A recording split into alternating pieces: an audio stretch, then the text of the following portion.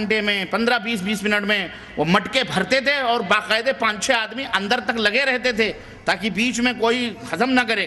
وہ ڈائریکٹ مٹکا اندر پہنچتا. عورتیں 15-20 لگی رہتی تھیں. بتاشے الگ، مرمرے الگ، جلیبیاں الگ، لڈو الگ، گھی کی مٹھائیاں الگ، سب چھانٹنے کے لیے واللہ. اور ہر گھنٹے پر مزار کی چادر جو چڑھتی تھی اور باقاعدے لپیٹ کر وہاں اوڑھنیاں بن رہی ہیں، شلوار بن رہے ہیں، قمیض وہ مریدنیاں خوب. اور یہ حضرت اسی کو چوم رہا ہے. کتنے بیوقوف لوگ ہیں. اللہ کی قسم بتلا رہا ہوں. آدمی جب مشرک ہوتا ہے نا، اللہ نے کتنی صحیح بات کہی ہے کہ اولئک کالانعام بل ہم اضل. ارے یہ مشرکین جانور ہیں بلکہ جانوروں سے بھی بدتر. اے لوگوں، اللہ کا شکر ادا کرو کہ اللہ نے تمہیں ہدایت توحید کی عطا فرمائی. اللہ کی قسم بتلا رہا ہوں، اللہ کی قسم. اور جوتے چپل آپ کو میں بتلاؤں، سال بھر ہم پہنتے تھے، اتنے چپل مارتے تھے. مادرہ اللہ معاف فرمائے. تو خیر جب بڑے کفر معاف ہو گئے، یہ تو چھوٹی چیزیں ہے کہ نہیں. اور آگے بڑھائیں، اگر راز کھولیں تو پتہ نہیں کیا کیا ہوگا. کتنی گودیں بھر جاتی تھیں وہاں، خالی گودیں بھر کے جاتی تھیں. اور کتنی سب چیز نہیں، وہ ہم نہیں کرتے تھے، ہم تو بچے تھے اس میں. لیکن وہاں جو ہوتا ہے چاچی. ایک آدمی بڑے مجھے فون کیا، کہا شیخ یہ کیسٹ میں نے کہیں کہہ دی تھی. اس نے کہا آپ کی اس بات کی تائید میں کروں، پوری دنیا انکار کرے تو کرے. کہا میرے گھر بچہ نہیں، سعودی عرب میں میرے گھر بچہ نہیں ہو رہا تھا. کسی بزرگ نے کہا کہ جاؤ فلاں درگاہ کے اوپر، وہاں حضرت کے ہاں اولاد ہو جائے گی. کہا میں اپنی چاچی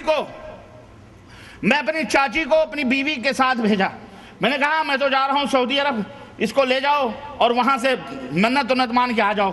وہاں گئی، مجاور نے کہا تقریباً 1 مہینہ یا 40 دن کا چلہ اس کو مارنا پڑے گا اور یہاں رہنا پڑے گا.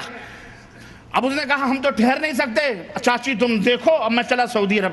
اس نے کہا شیخ میں سعودی عرب آ گیا، وہاں پر 40 دن تک وہاں تھی، گھر میں ہم آ گئے. آج مجھے کتنے مہینوں کے بعد، 4-5 مہینوں کے بعد چٹھی آئی ہے کہ میری بیگم تو حمل سے نہ ہو سکی لیکن میری بیوہ چاچی حمل سے ہو گئی. ہاں جناب، وہ حمل سے ہو، اس کی بیوی تو حمل سے نہ رہی ہو سکی لیکن اس کی چاچی ضرور حمل سے ہو گئی. کہا اس کے بعد میں نے توبہ کیا. میں نے کہا آپ جو کہہ رہے ہیں بالکل صحیح کہہ رہے ہیں. ہم نے کہا چلو ٹھوکر لگنے کے بعد تمہیں سمجھ میں آئی، کاش اس سے پہلے سمجھ میں آتی تو کم از کم چاچی کی بھی آبرو بچ جاتی. چاچی کی آبرو گنوانے کے بعد تجھے سمجھ میں آئی اللہ کے بندے. تو بھیا سمجھو، میری آواز سننے والوں جہاں کہیں بھی، میری ماں بہنوں سے بھی یہ درس سمجھو، یہ سب چرسی گجیڑی بھنگ پینے والے بدکار، یہ بظاہر نماز روزے اور اندر ہم سے پوچھو یہ پیر کیا کرتے ہیں. اللہ کی قسم وہ بھیانک، وہ شیطانی منحوس چہرے. قادری بن جاؤ، چشتی بن جاؤ، نقشبندی بن جاؤ، یہ سب چونچلے بازیاں، ڈھکوسلے. ہم نے کہا کسی اور کو بتاؤ جا کے، ہمیں سامنے ولایت کا ذکر نہ کرو. ہمارے سامنے ہمیں یہ برہنہ نظر آتے ہیں. یہ کون تھے؟ یہ اسمگلر، یہ چرسی گنجی بھنگ ایک وقت کی. اور نماز پڑھ لینے سے کیا ہوتا ہے؟ نماز پڑھنے سے کیا ہوتا ہے میاں؟ نماز تو شیعہ بھی پڑھتے ہیں، نماز تو قادیانی بھی پڑھتا ہے. پڑھتے کہ نہیں پڑھتے؟ تم سے زیادہ اچھے میں احمدیہ ٹی وی دیکھو، تم سے زیادہ خوبصورت نظر آئیں گے، تم سے زیادہ وائٹ منظم، تم سے زیادہ خوبصورت مسجدیں ان کی، تم سے زیادہ نمازی. اور نمازی پڑھنے والے تو نبی کے زمانے میں خوارج بھی تھے، جن کے بارے میں اللہ کے نبی نے فرمایا کہ تحقرون صلاتکم عند صلاتہم.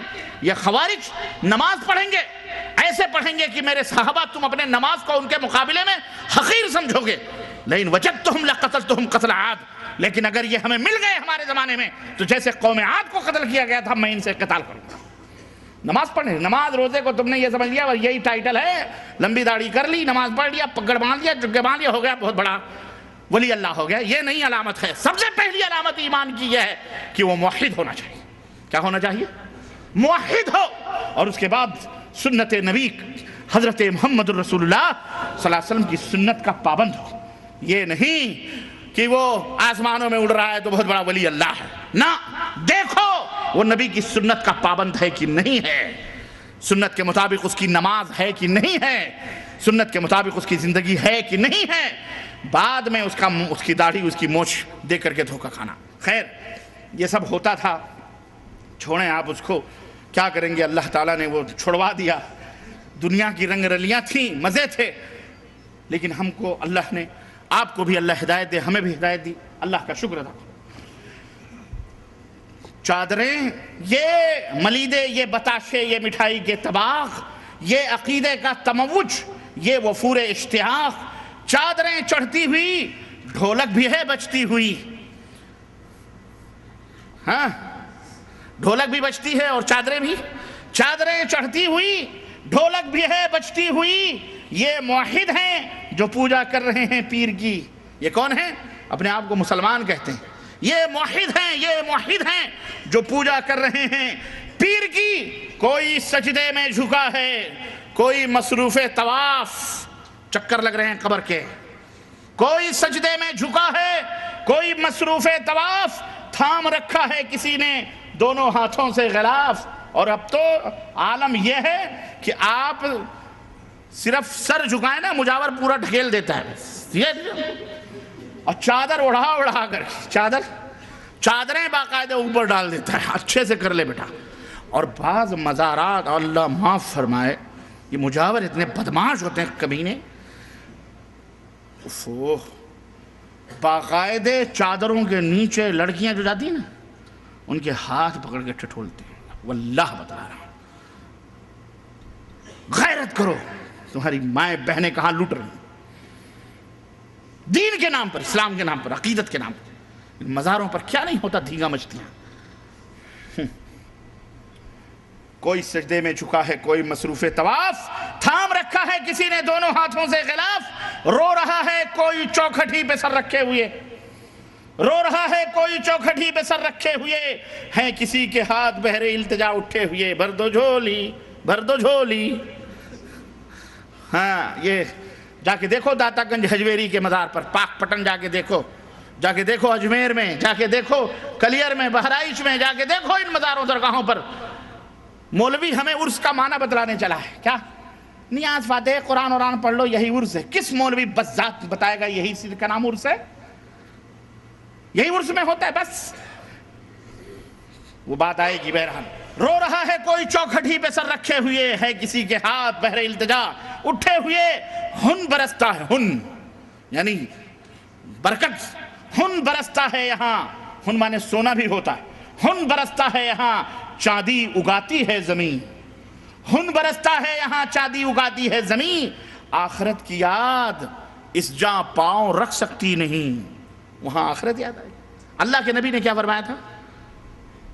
كنت نهيتكم عن زیارت القبور فزوروها. میں نے تمہیں قبروں کی زیارت سے روکا تھا.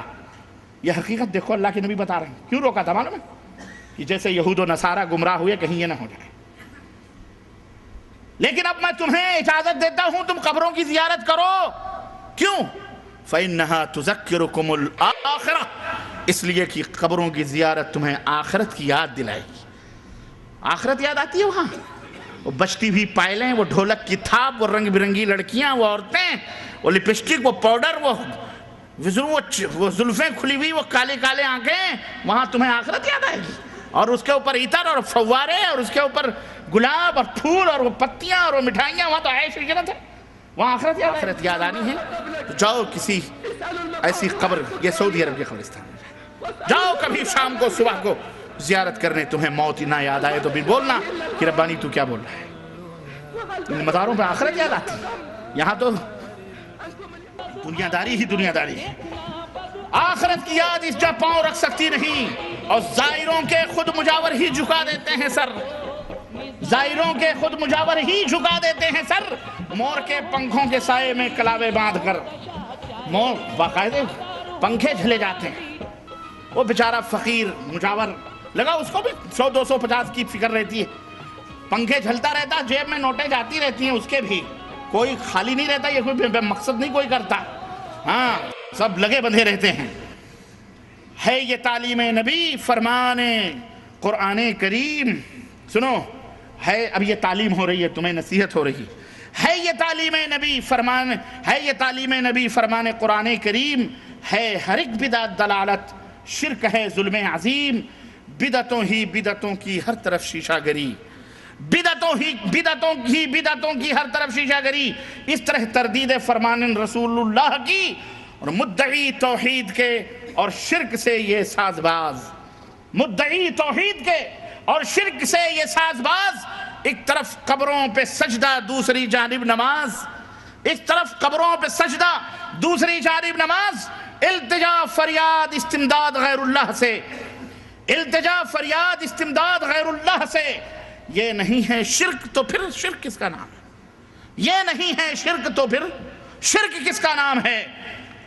لوگوں سنو، تابق یہ کھیل دنیا کو دکھایا جائے گا، تابق یہ کھیل دنیا کو دکھایا جائے گا، اور مذہب توحید کا کب تک اڑایا جائے گا؟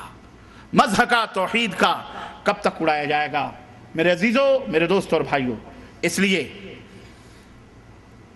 ہوش کے ناخن لو اور اٹھو، اور اگر کچھ مدد کرنی ہے مسلمانوں کی تو روپے و پیسوں سے زیادہ ان کی آخرت کی فکر کرتے ہوئے پہلے آپ اپنی مدد کرو کہ توبہ کرو اللہ تعالیٰ سے، اور دوسرے یہ کہ ان شرک کی طرف، ان قبر پرستیوں کی طرف بڑھتے ہوئے قدموں کو اپنی دعوت سے، اپنی جد و جہد سے، اپنی محنت سے ان کو روکو، اور ان کو اس جہنم میں جانے سے بچاؤ، اور ایسے مولوی جو اس طرف دعوت دیں انہیں بھی پکڑو اور انہیں سمجھاؤ، کیونکہ وہ جاہل ہیں، وہ مولوی بنے ہیں شکل و صورتاً لیکن وہ جاہل ہیں، انہیں کچھ پتہ نہیں، وہ بھٹکے ہوئے گمراہ ہیں۔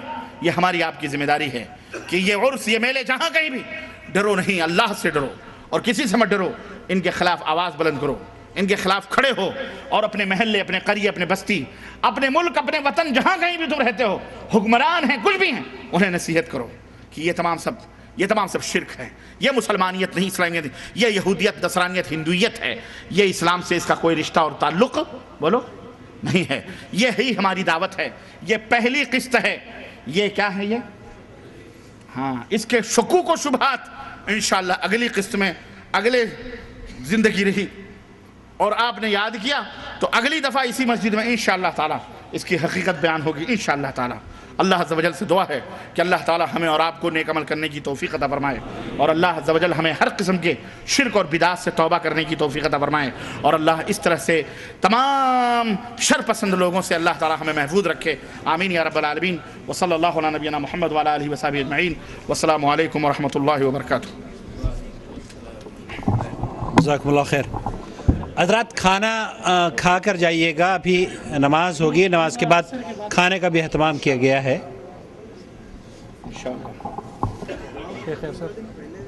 ابھی نماز وضو ہے سب، یہ تو ذمہ داران کا فرض ہے کہ وہ اطلاع کریں۔